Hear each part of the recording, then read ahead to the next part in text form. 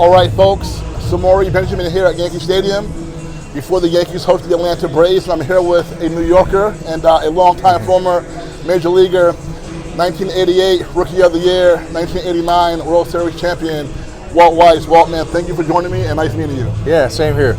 Now, you raised in Rockland County, not too far outside of the city here, so what do you remember life being like and how did you get into baseball? Oh man, I remember always loving baseball. I remember coming down here, saw many games at the stadium. 35-minute drive to Yankee Stadium from where I grew up. So, grew up loving the Yankees and coming down here quite a bit. Yeah, so right in the heart of your childhood, teenage years and all that, the Yankees were playing the World Series and winning championships for growing up. Were you a Yankee fan? Yeah, I was a Yankee fan growing up. You know, passed down from my dad, who was a big Yankee fan, and yeah, we were all about the Yankees growing up. Okay, yeah. So they won those back-to-back championships and the two other World Series. Do you have any best memories from those World Series teams watching? Oh, I mean, I remember Reggie's 3 home run night. Those really good teams in the late '70s. I loved Mickey Rivers for some reason. I love Mick. Nettles, Chambliss, Willie Randolph. Big thrill for me was I got to play with Willie Randolph in Oakland at the end of Willie's career. Yes. That was a big thrill for me. Being such a big Yankee fan and a Willie Randolph fan growing up, that was really awesome for me. That's great. That's great. And I know Reggie came to Oakland late 87 when you were there, when you first got there? 87, yes. Okay. I was on that team with Reggie. Reggie's last year was, my first year in the big leagues. I got parts of 87. And, and Reggie wasn't playing all the time, so I remember that September being on the bench with Reggie quite a bit. That was another big thrill in my career, just to again, a former childhood hero, and then ended up being my teammate. It's a little surreal, but it was. So those are certainly highlights in my career. Yeah, I mean that sounds awesome. I mean, do you remember any advice or maybe a little funny story about Reggie? Reggie liked it. He liked to know that you were a Reggie fan. I remember him asking if I was a Yankee fan because he found out I was from New York, and then when I said I was a Yankee fan, he asked me, were you a Reggie fan? And I said, of course. So that was one of the icebreakers for me with Reggie. Well, that's great. Thank you for sharing that. Now, in Rockland County, what was it like just in high school, the competition, the baseball competition like in high school and all that? Yeah, very different back then. Now kids are playing on a national level at the high school level. Back then we really didn't leave the surrounding counties. We didn't travel to play. We just, like I said, played in Rockland, played in Westchester. I played for a team from the Bronx in one summer. But yeah, we didn't travel like these kids do now, and they play against the best players in the country now in high school. But it was very regional back there when I was in high school. Mm-hmm. Awesome. And did you grow up a basketball fan at all in New York? Knicks fan? Oh yeah. Okay. Yeah, I was a big hockey fan too. I loved the Islanders and they were winning championships. Followed the Knicks. We're a big sports family, and we love the New York teams. Cool. Okay, so I believe in '82. Baltimore drafted you in '82? Yes. And you decided to not enter the majors at that time. You went to University of North Carolina to go to school. 1982, so just probably a few months after Michael Jordan hit that shot in the national championship game against Georgetown and Ewing and all that. So I mean, did that play a part in you deciding to go to Carolina? No, to be honest with you, I was not heavily recruited at a high school, and again, very different back then, right? I mean, you didn't have showcases; it was more word of mouth. So, a kid from New York, it wasn't necessarily considered like a baseball hotbed, So, I didn't sign with North Carolina until the very end of my senior year, the last week of my senior season. So, I think I could have stayed home and went to like Seton Hall or St. John's and that type of thing. But once North Carolina came, that was great. I loved going to school at Chapel Hill. And you mentioned Michael Jordan. I ended up getting to know Michael a little bit. He was 1 year ahead of me, but I got to watch him. And I was an usher at the basketball games. Got to watch Michael Jordan in college for a couple of years. That's cool, yeah. And all the other guys like Sam Perkins. Yeah. I guess James Worthy was drafted in '82 after that season. Right. But Kenny Smith, you see him all the time. Yeah. And Brad Doherty, Matt Doherty, all those guys. Exactly. So it had to be a great experience. What was it like just playing baseball at North Carolina? Yeah. We had really good teams. Another local guy, B.J. Surhoff, he from Westchester. B.J. and I went down there the same year, so we came out in the same draft in '85. That was really cool to go to school down there with B.J. We ended up playing together in Atlanta at the end of my career. But playing in North Carolina was awesome. I really developed in my 3 years there under Mike Roberts and that program. I was a late bloomer. I was real small. I was 150 pounds when I showed up on campus, but learned a lot. Played a lot of good baseball in North Carolina, and it really helped me to develop into a professional player.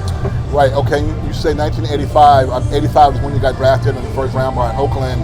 So how was that experience at the time as being drafted in the first round? Like you said, you were a late bloomer and now going first round. Yeah, no, and again, it came together late, right? I mean, I wasn't necessarily predicted to be a first rounder, but the closer we got to the draft, I guess my stock was rising, and I was kind of under the radar most of the time, and then right at the right time, I started getting some attention. So. Didn't anticipate going in the first round when I showed up in Chapel Hill, but 3 years later I ended up being a first round pick, so a big thrill for me. And so you go into the Oakland organization, a lot of young talent, and 86 of course Canseco wins Rookie of the Year, and then 87 McGuire wins it, and then 88 your first full season, and you win the Rookie of the Year in 88, and your first full season, so and then you all of course ended up making the World Series that year.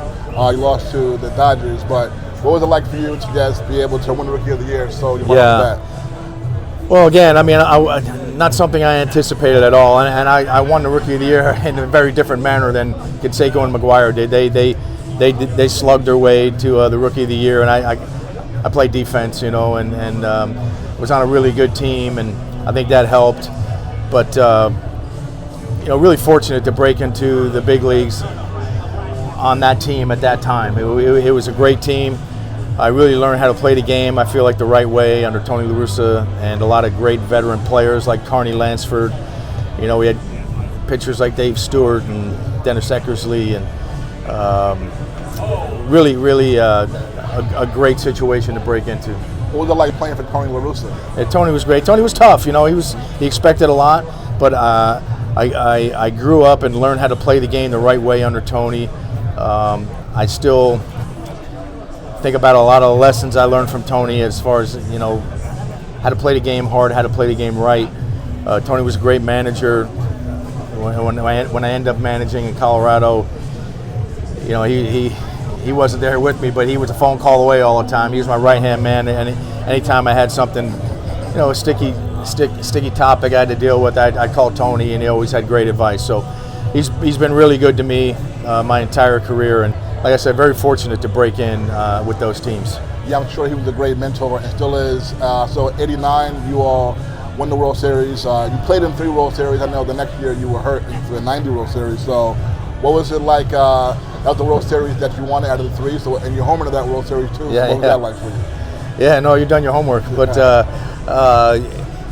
first 3 years, 3 World Series. Like you said, I missed the one in 90. I got hurt in the ALCS on a double play at second base. I ended up having to have knee surgery, so I didn't get to play in that 90 World Series against the Reds. But like I said, playing on great teams, got to play in a lot of big games over the course of my career, which was great looking back on that.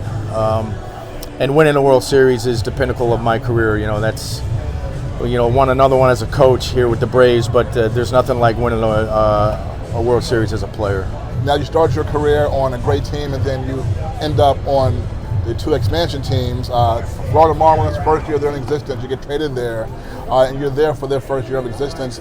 How was that feeling? You don't have to that was a good experience. A lot of excitement in South Florida, finally getting a team. And I was at a point in my career where I had to reestablish myself. I had a devastating ankle injury in '91. In June of '91, I didn't play again until June of '92. A career-threatening injury that nobody really saw, and it's a good thing because it was pretty gruesome. But the game wasn't on TV, so there were no cameras that day. But it took me a long time to recover from that, and the expansion situation was actually a good situation for me at that point in my career because, like I said, I had to go and reestablish myself after that career-threatening injury. And then you spent a few years in Colorado right after that, and you ended up becoming manager there later. But so Colorado had really been a place where you've been a lot in your adult life. So how was the Colorado experience as a player? Again, a great experience. We drew big crowds. There was a lot of excitement early in those Colorado years. We had good teams. We got to the postseason in the 3rd year of existence of that franchise in '95, and gave the Braves all they can handle before they went on winning the World Series that year. We played them tough in the postseason, but those are fun years in Colorado. Obviously, a different game there, very offensive game. The games were of course, before the pitch clock, so we're playing 3.5, 4-hour games on a daily basis there. So, but a lot of exciting games, and the crowd loved it.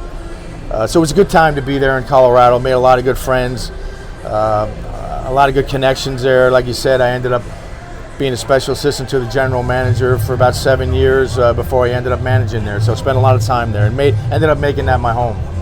That's great. I went to Colorado for the first time 3 years ago for the All-Star game. Had a great time. Okay, 3 more for you. So 1998, you're with the Braves, and you make your 1 All-Star appearance of your career, and so that had to be a great feeling. What do you remember about that? Yeah, it was a privilege really at that point in my career, and getting toward the back end of my career to be with another great team. Like I started my career with in Oakland. I was with the Braves teams that went on that 14-year division run. I was in the middle of that, and with some great Hall of Fame players. So, like I said, very fortunate to have gotten the opportunity to play in a lot of big games over the course of my career. And those 3 years in Atlanta were very special to me, and very special to be back here again as a coach now. Putting on that Braves uniform is really special. 1999, I know you all lost in the World Series to the Yankees, but what do you remember about just coming here to the Bronx and that World Series? Yeah, again, another highlight for me, right? I mean, coming back home to play a World Series in Yankee Stadium, another one of those surreal moments in my career. And, the Yankees were at their peak, and those great teams they had, and we did get swept. The games were tight. They were tough games, hard-fought games, but they won all 4 of them. So it didn't end well for us, but again, another thrill for me in my career to be able to play a World Series in Yankee Stadium. Okay, last 2, your opportunity to manage with Colorado, the Rockies, how was that for you? Yeah, it came out of nowhere, really. I'd actually, after being a special assistant to the GM, I stepped away from the game for 4 years. My sons were playing, and I wanted to be a part of that. I was coaching high school football. Nice. And so away from the game for 4 years, when I got a call from the front office in Colorado asking if I wanted to take an interview, because the job was open, and I ended up taking an interview just for the experience and ended up getting that job. But so I had to learn on the job. I had a good staff around me. Tough time to be in Colorado. I took over after the worst season in franchise history at that point. So we were close to rock bottom, trying to rebuild a culture, and I feel good about what we did there as far as, I think, changing the culture and hopefully creating some standards and raising the bar a little bit. We didn't win a whole lot. We were in the playoff hunt my last year there in 16 up until about August. But so we didn't win a lot of games. But again, a very valuable experience getting to manage in this league. A tough question, but a fun question. The most talented player that you've had the chance to play with, and then the most talented player that you had the chance to manage or coach. Oh yeah, great question.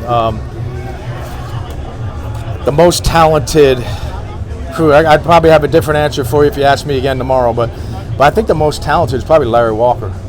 Larry Walker, you know, a big man that could really run, had power, could do it all. Power, win batting titles, Gold Glove defense. Larry was as gifted as anybody I ever played with. You know, I also played with Chipper Jones. I played with some great pitchers, and Greg Maddux and Smoltz and Glavine. So, but if I had to say the most talented player, it's Larry Walker. Okay. And in terms of coaching and I got to manage some great players in Tulowitzki and Nolan Arenado. You know, those two guys, as far as guys I managed, probably the most talented, the most talented guys that I managed. I got, you know, Charlie Blackmon was there, DJ LeMahieu, who's a Yankee here, he won a batting title there in Colorado, so got to manage some good players too. But I'd say Tulowitzki and Arenado were the most talented that I got to manage. And last one, I got to ask you about your Tar Heel brother again, Michael Jordan, real quick. So you said you got the chance to get to know him a little bit, and being from New York, growing up a Knicks fan, it must have been fun just seeing him compete against your Knicks and beating the Knicks every year. Knicks never beat him, so that had to be. What was that like? Oh, it was great. I mean, you know, at that point in my career, I just really followed players and not teams, and so I love to follow Michael's career. Like many people did, but again, another highlight of my career and my life, really getting to watch him play in college, follow him as you know, one of the all-time greats.